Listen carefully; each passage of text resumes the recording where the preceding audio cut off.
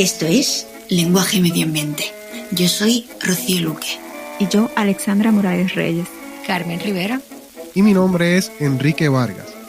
Y el protagonista de este episodio es Luis Palés Matos. En la noche de luna, en esta noche de luna clara y tersa, mi corazón como una rana oscura salta sobre la hierba. Qué alegre está mi corazón ahora, con qué gusto levanta la cabeza bajo el claro de luna pensativo esta medrosa rana de tragedia. Palés Matos es un reconocido poeta puertorriqueño, pero sin embargo, hoy vamos a hablar de una carta que nos trajo Carmen. Vamos a escuchar esa carta, pero primero, Carmen, por favor, cuéntame un poco de la historia de esta carta. Sí.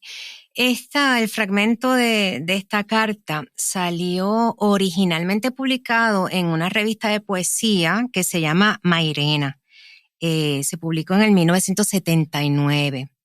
Pero entonces, al año siguiente del huracán María, el profesor Marcelino Canino recoge nuevamente ese fragmento y lo incluye en un artículo que se titula Memorias de un huracán, que se incluyó en un libro que se publicó al año siguiente del huracán María, titulado Crónicas de María, Voces para la Historia. Y es una antología que recoge diferentes textos, diferentes géneros literarios y testimonios sobre la experiencia del paso del huracán María sobre Puerto Rico.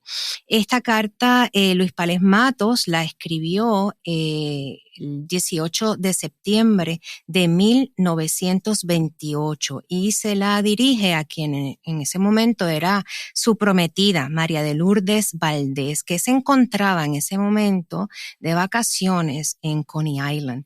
Y Palés Matos se sienta a escribirle detalladamente qué había ocurrido esos días tras el paso del huracán Felipe II, que ha sido uno de los huracanes más potentes que hemos experimentado. Fue categoría 5. Y de esto trata la carta que vamos a escuchar. Y ahora vamos a escuchar la carta de Luis Palés Matos, leída por Carmen.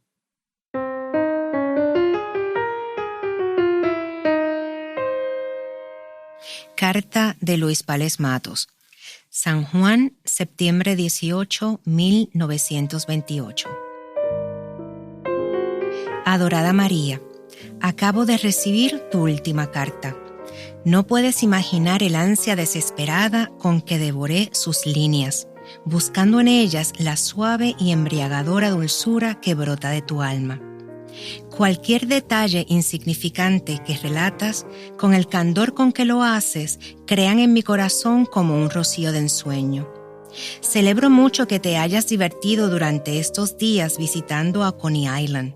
Nosotros por acá, en cambio, hemos tenido un drama bastante largo, pesado y desagradable.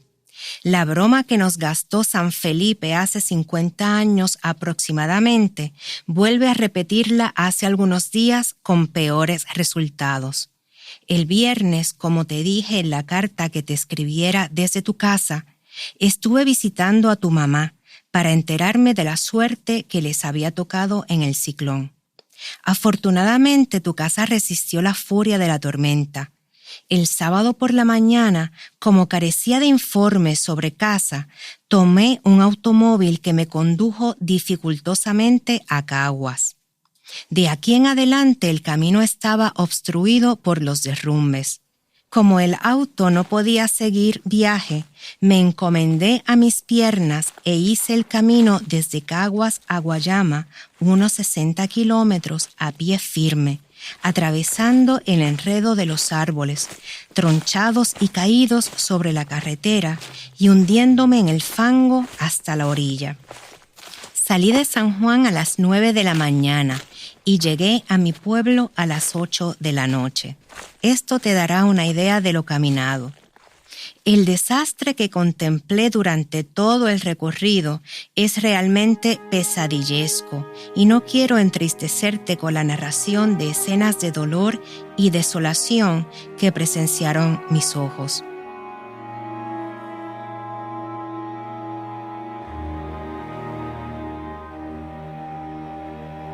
Llegué a Guayama desesperado, como podrás suponer, pues tenía la convicción absoluta de que mi casa, tan vieja y frágil, había sido barrida por el huracán.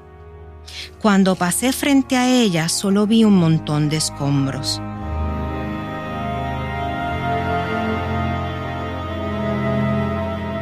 Entonces supe que mi familia había quedado aplastada bajo las ruinas y me puse a removerlas desesperadamente hasta que un vecino se me acercó informándome que todos habían podido refugiarse en la casa de don Eduardo McCormick, que está cerca de la mía.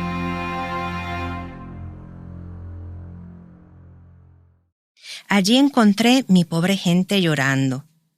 Por fortuna, ninguno había sufrido lesión alguna. Los pocos muebles que pudieron salvarse fueron conducidos al salón de una escuela que queda detrás de la casa. Los demás no sirvieron para nada, desde el piano que se ha hinchado formidablemente hasta la consola que en vez de hincharse se ha adelgazado como un pájaro marino. Mamá me hizo la historia de lo ocurrido. En Guayama no se creyeron las noticias ciclónicas que había circulado el Buró del Tiempo y por lo tanto no se tomaron las precauciones indispensables.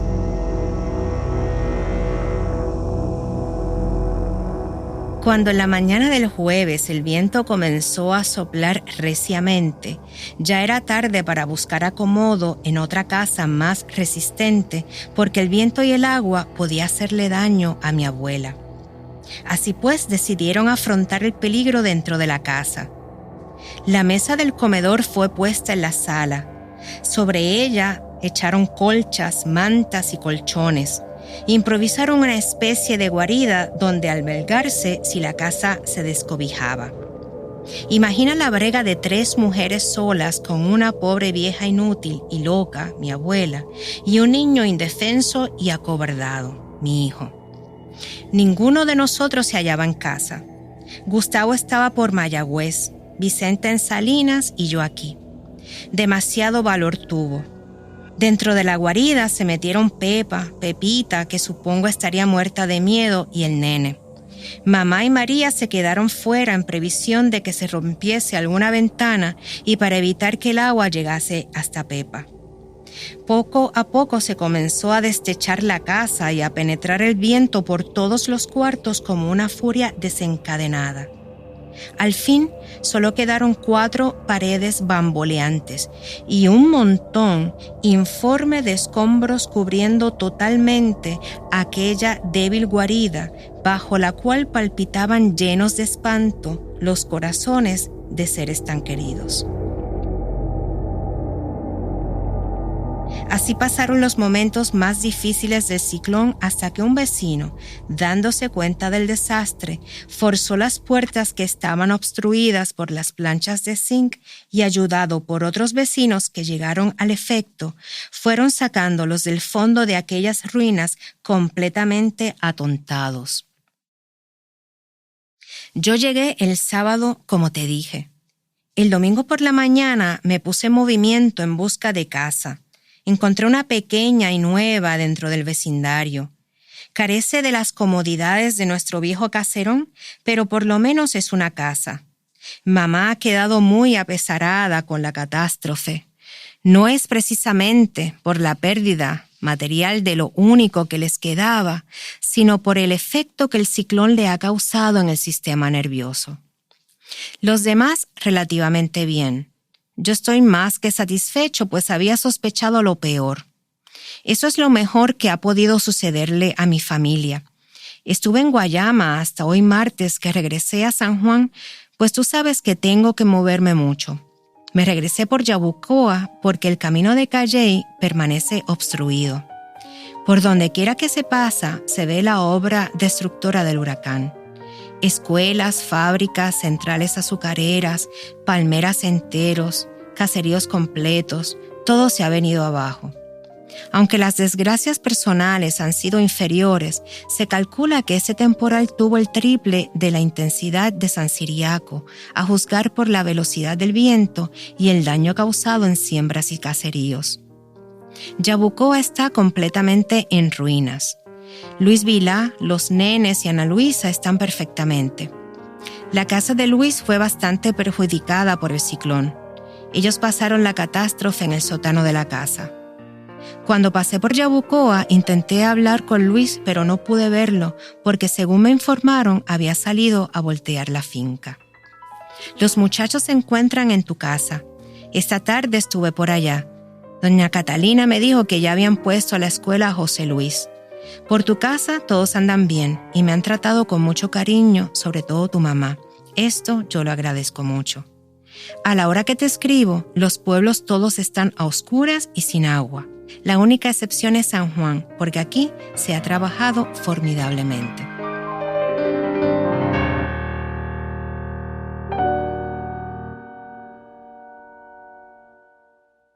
Acabamos de escuchar la carta de Luis Pales Matos, en la que creo que habrán reconocido algunos pasajes típicos de una carta.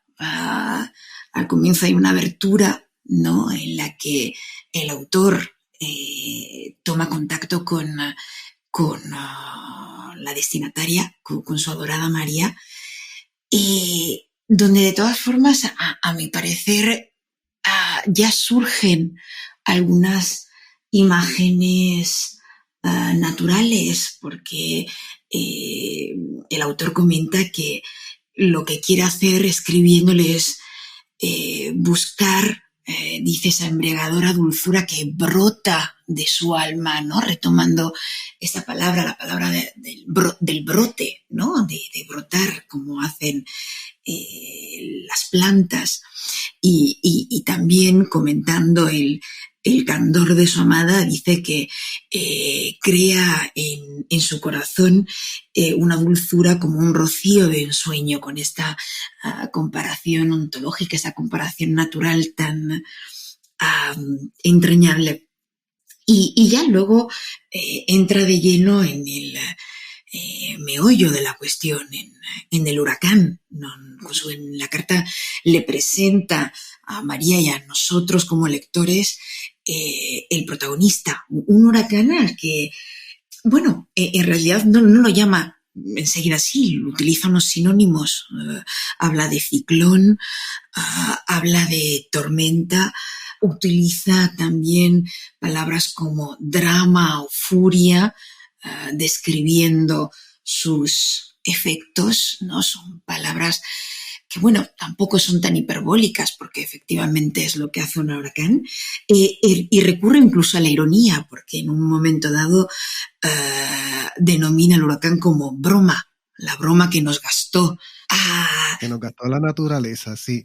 Mira, bueno, el primer comentario que yo tengo sobre esta carta es que se nota que la escribió un escritor, una persona que sabe de letras. Pero también me preguntaba si en las escuelas, yo espero, ¿verdad?, que todavía se enseñe a escribir cartas, porque escuchando esta carta me di cuenta que es un ejercicio fantástico. Ahora han sido los teclados y el email lo que han estado dominando nuestro método de comunicación, pero escribir una carta a puño y letra, pues da trabajo, es complicado. Ahora con la computadora y con la función del undo, las cosas quedan perfectas. Escribir a puño y letra, pues uno tiene que pensar con mucho cuidado y a veces uno tiene que hasta botar varios papeles. Yo creo, Enrique, que sí, uno botaba muchos papeles, pero precisamente porque tocaba escribir a mano, pues uno antes pensaba en lo que tenía que escribir. Pero ¿qué parecería?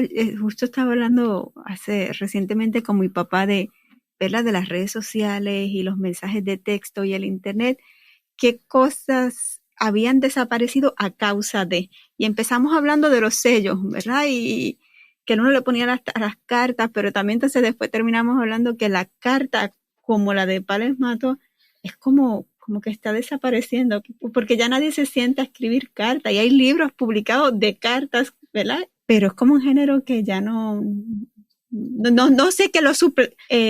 Bueno, el género todavía la versión existe, ¿no? Porque el correo electrónico. Claro, pero lo que pasa es que el medio es lo que ha cambiado. Claro, pero yo creo que en el correo electrónico es raro que tú, por ejemplo, en este caso era la prometida de él, que tú escribas un correo electrónico para dirigirte a tu prometido, o a tu pareja, o a tu amigo. Entonces, ese tipo de escrito, como que no me parece que es el mismo con el cual uno utiliza el correo electrónico. Porque el correo electrónico yo creo que ya ha pasado a ser un contexto más profesional, porque con tus amigos o tus seres más cercanos es el mensaje de texto, que es más inmediato, que tú no necesariamente hay un proceso tan profundo de reflexión o de cómo lo voy a escribir. Y no sé qué ha sustituido, es ese escrito, como ese tipo de escrito de carta en la versión moderna. No sé si hay un sustituto o no sé. Yo creo que se ha perdido, o sea, la intensidad, como decía Enrique, ese ejercicio que requería planificación, contención de emociones, porque esta es una carta bien emocional y entonces todas esas emociones había que distribuirlas bien a lo largo del texto. Entonces hoy, obviamente, pues el género epistolar pues se ha reducido de tal manera que no hay espacio para que todas estas emociones queden así detalladas. Sí, y solamente, hablando solamente de las descripciones. ¿Tú te imaginas yo escribiendo un email? Que te escribo un email y te digo, mira, y este huracán, y estos vientos huracanados, y todos estos sinónimos que utilizó al principio, no sé ni qué pensar. Eso no ocurre. No, bueno, hay que tener en cuenta de que se nota que, como decía Carmen al principio, es la carta de un poeta, con lo cual no solo recurre a sinónimos, a metáforas, sino que incluso crea palabras nuevas. En un momento hemos oído que dice que el recorrido hacia su pueblo es pesadillesco, de pesadilla, ¿no? Cuando describe que va hundiendo, ¿no?, sus rodillas en el fango, que va atravesando enredos de árboles tronchados. O sea, son descripciones muy sugerentes, pero que uno dice, bueno, ¿qué tanto tiene que ver, ¿no?, la poesía con las cuestiones medioambientales? Y sin embargo, hay conexión y mucha, sobre todo cuando nos describe esos estragos del huracán, ¿no? Y habla de casas barridas, de noticias ciclónicas, y luego describiéndolo los muebles, ¿no?, el destrozo que ha causado el huracán, ¿no?, nos dice que la consola para recuperar el tema de las comparaciones se ha hinchado como un pájaro marino. Es una imagen preciosa, pero natural, con una comparación con el mundo animal, pero que describe perfectamente lo que, bueno, todos podemos vivir tras el paso de un huracán, ¿no? Como podemos ver los destrozos, ¿no?, los muebles en una casa, ¿no?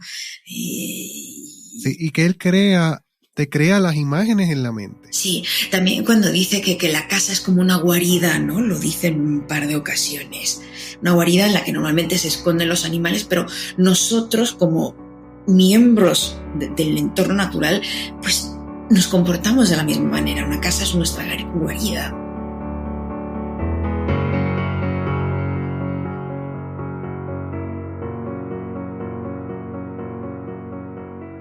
Tú comentabas ahorita la ironía que se desprende en algunos momentos en la carta.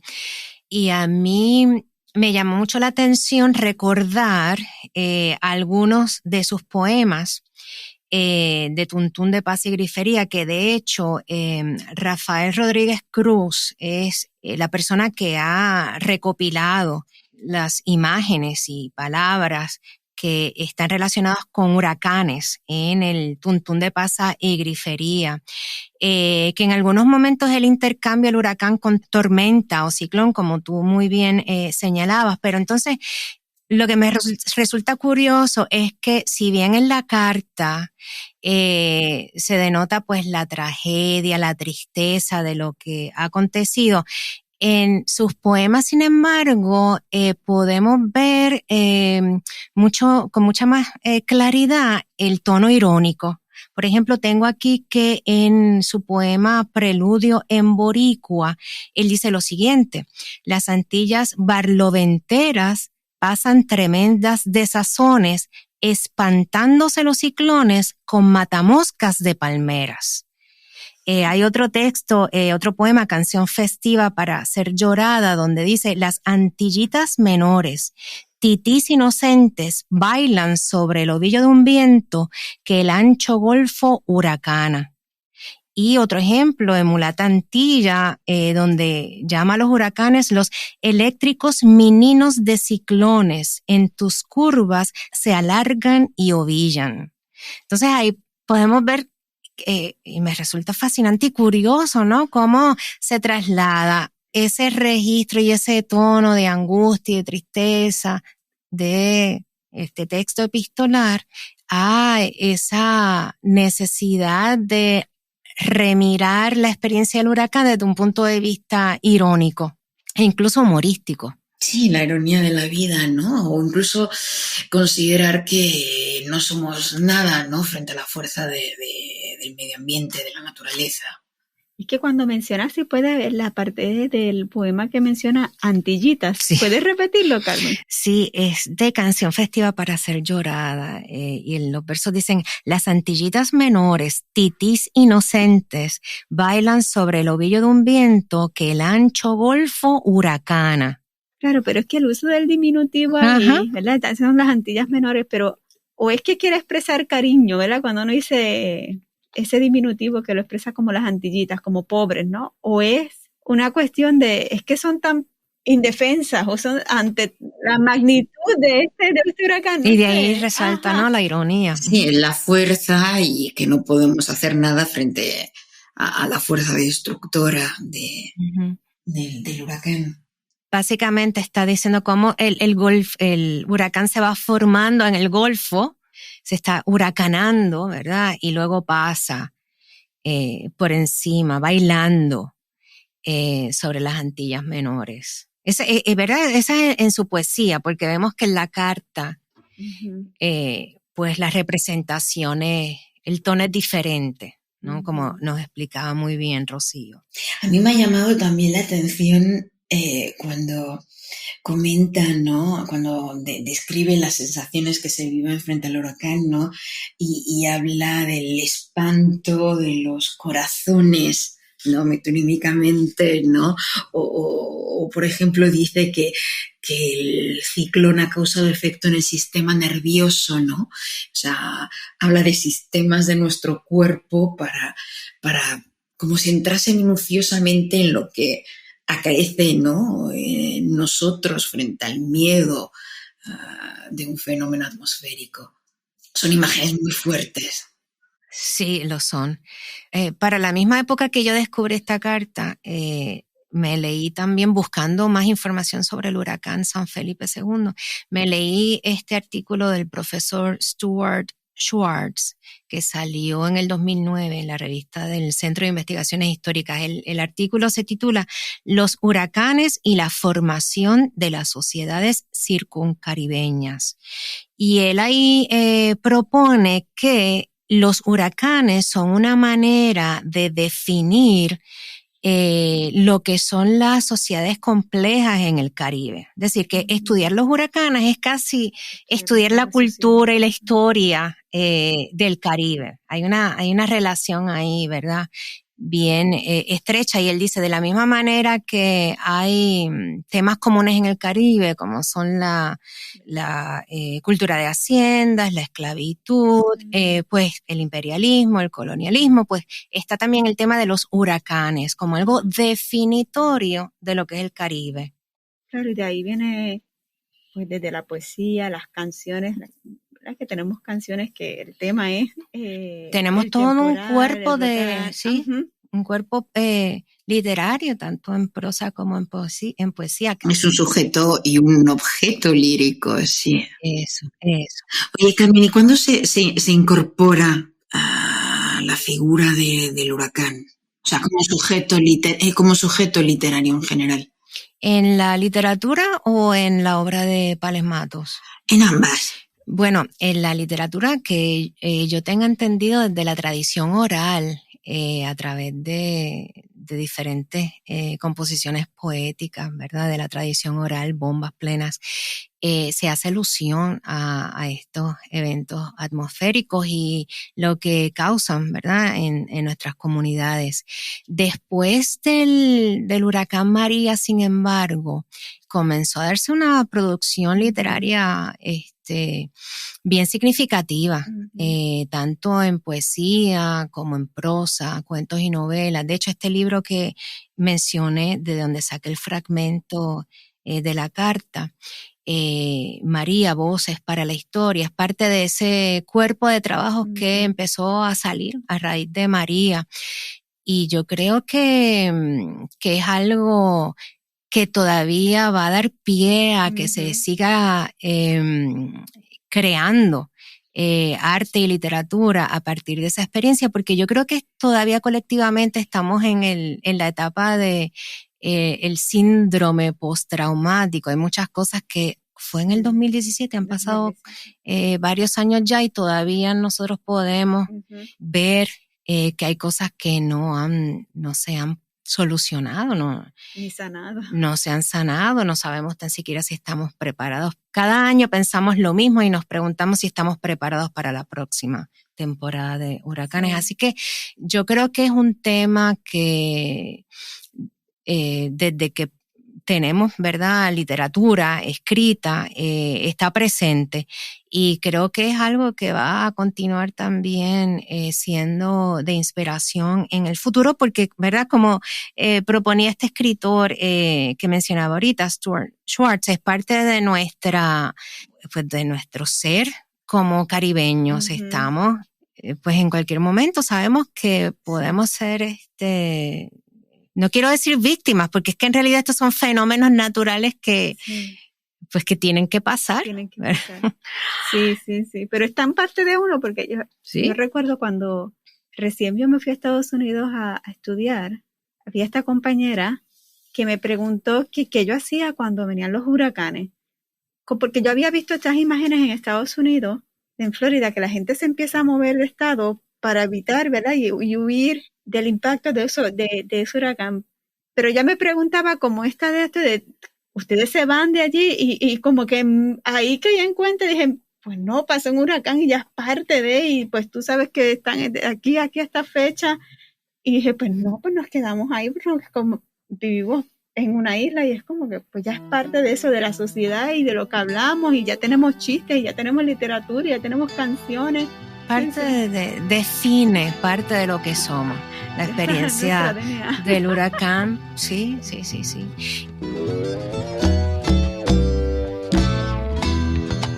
Un bramido corta el cielo, la madre solloza un ruego,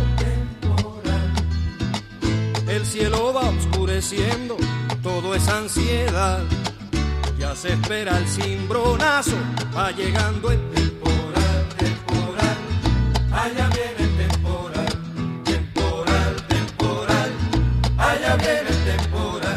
¿Qué será de mi Borinquen cuando llegue el temporal?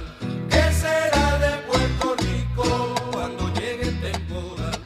Qué interesante. Yo quería también comentar otra cosa que me ha llamado la atención en la lectura de la carta, ¿no? Además de todos estos recursos retóricos, ¿no?, que vamos encontrando, aunque no sea un poema, pero en otros episodios hemos comentado, ¿no?, la importancia de los prefijos para comprender términos medioambientales. Pues en este texto he visto que, vale, no recurren prefijoides como eco, ¿no?, pero sí el prefijo privativo de o des, ¿no? Entonces encontramos desencadenar, ¿no?, con referencia a la furia, a la fuerza del huracán, o la fuerza a la hora de destructora, ¿no? Como opuesto a la construcción, a la acción de construir, o también la acción de destechar la casa, ¿no? Términos con este prefijo negativo que va reforzando la imagen y van describiendo los efectos del paso del huracán. Son recursos poéticos, pero que nos ayudan, ¿no? a verbalizar un fenómeno medioambiental y a verbalizar lo que sentimos también, ¿no? Sujetos que forman parte de este fenómeno. Sí, ahorita mencionabas la palabra brotar, que es tan preciosa dentro de todo este contexto, porque después del huracán, después que el paisaje queda como si fuera una tormenta de invierno y sabemos que los árboles quedan desnudos, y está todo seco, la palabra brotar, ¿verdad?, cobra un significado esperanzador, porque la naturaleza viva empieza casi a regenerarse inmediatamente, ¿verdad?, que puede, tras el paso de un huracán. Sí. No recuerdo si la palabra brotar, dónde la habías identificado, pero cuando la dijiste pensé en eso, en la maravilla de cómo todo vuelve a regenerarse en la naturaleza. Sí, cuando habla de la dulzura que brota del alma de María, sí. Al principio, sí, claro, sí. Al principio, sí. Sí, no, pero es muy sugestivo también, como mencionábamos antes, las comparaciones con el mundo animal, ¿no? O sea, la naturaleza, al fin y al cabo, es un ciclo, ¿no?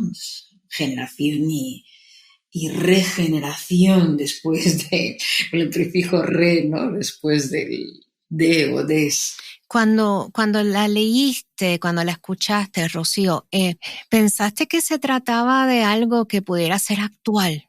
Se escribió ya mismo, va a ser casi un siglo. Y ahorita hablábamos, Alexandra mencionaba Enrique hablaba de si todavía se enseña a escribir cartas en la escuela, ¿verdad? Entonces, si no fuera porque está tan bien escrita, no pensaría que es actual.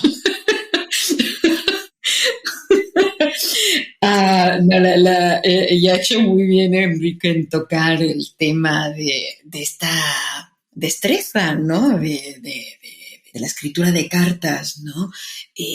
Porque sí, el medio también, como comentaba Alexandra, ha cambiado, pero el género viene de ahí, ¿no? Es una evolución del género epistolar, ¿no?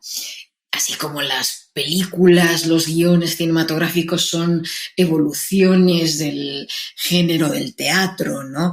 Entonces, cambia el medio, evoluciona el medio, pero puede que, por lo menos por lo que respecta a las cartas, ya no se preste tanta atención, ¿no? Y creo que es algo que, sin embargo, hay que practicar, ¿no? Y leer cartas como esta ayuda a estructurar, ¿no? Antes comentaba que se reconocen se reconocen partes, hay partes bien definidas, ¿no? Una abertura, una toma de contacto, un anuncio de este protagonista del huracán, ¿no? De forma creciente, luego la descripción de su camino, la descripción de los estragos, ¿no? Y los sentimientos que probó, ¿no? Y que probó su familia. Pero yo creo que es importante no solo desarrollar el género, sino desarrollar la capacidad de describir y de poder hablar de un fenómeno. Y una carta como esta ayuda, ¿no? Porque es verbalizar un fenómeno, básicamente. Y los fenómenos no solo tenemos que vivirlos y sentirlos, sino también que poderlos verbalizar y poder razonar sobre ellos.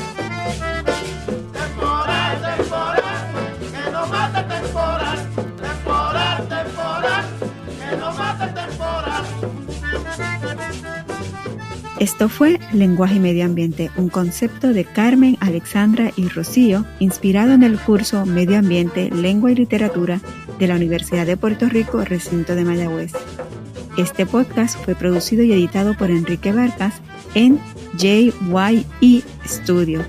Gracias por acompañarnos a descubrir la importancia del lenguaje para comunicar los asuntos medioambientales que nos afectan.